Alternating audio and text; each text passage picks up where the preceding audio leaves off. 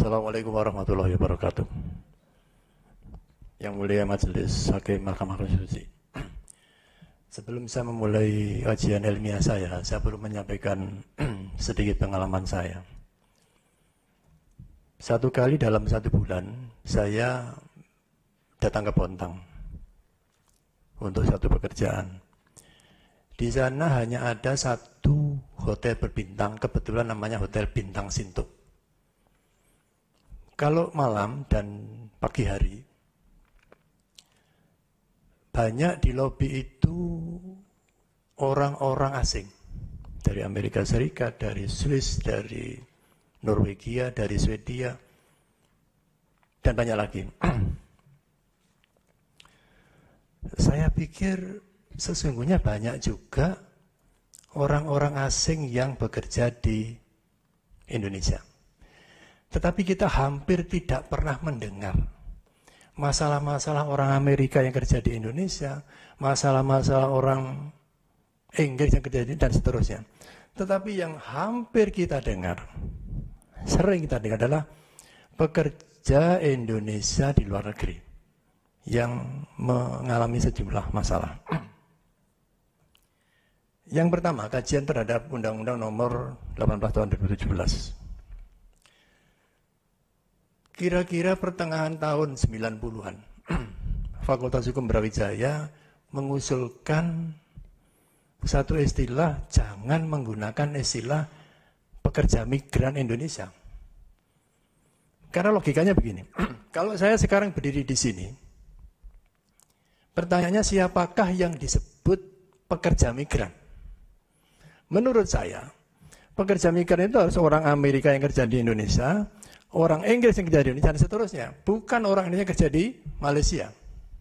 Sehingga penyebutan untuk pekerja migran Indonesia di Indonesia itu salah. Dari judul. Kemudian begini. Kalau begitu apa masalahnya? Masalahnya adalah pekerja-pekerja kita di luar negeri tidak mempunyai kualitas yang sama dengan pekerja-pekerja Amerika, Inggris, Swedia, dan sebagainya yang ada di Indonesia. Oleh karena itu cara perlindungannya tidak sama. Mereka sudah mampu melindungi diri sendiri.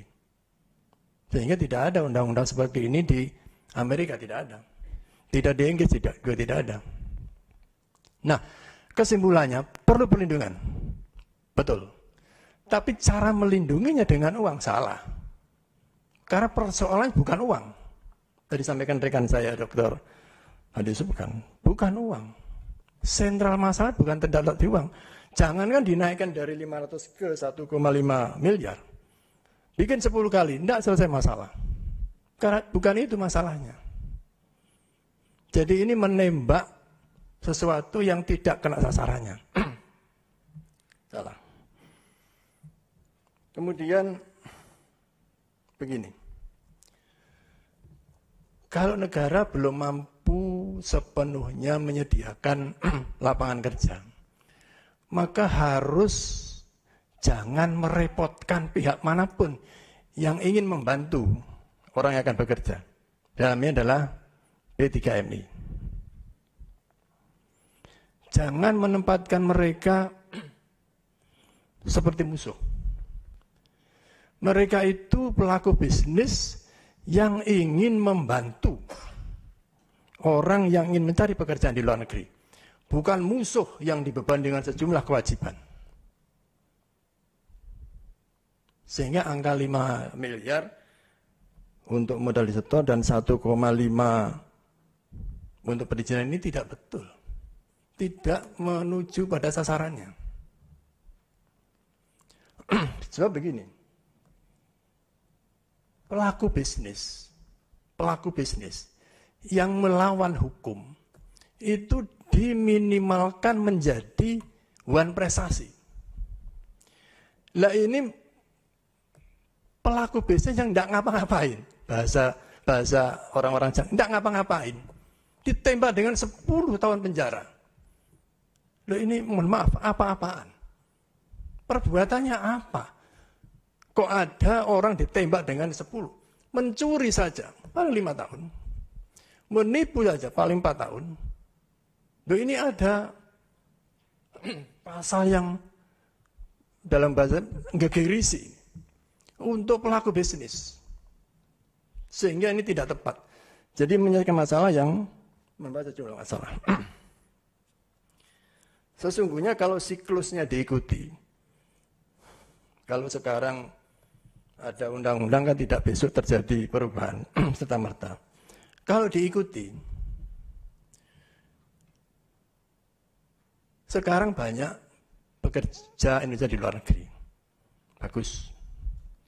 Mereka bisa membuat rumah yang bagus, bisa menciptakan iklim lingkungan yang sehat, bisa menyekolahkan anak-anaknya.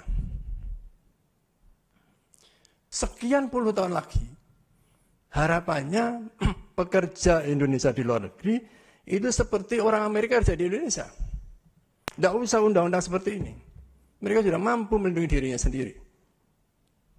Sehingga saya katakan siklusnya ini kalau diatur dengan baik, bukan tembak sana tembak sini, sekian puluh tahun lagi pasti akan terjadi hal yang kita harapkan. Terima kasih. Assalamualaikum warahmatullahi wabarakatuh. Ya.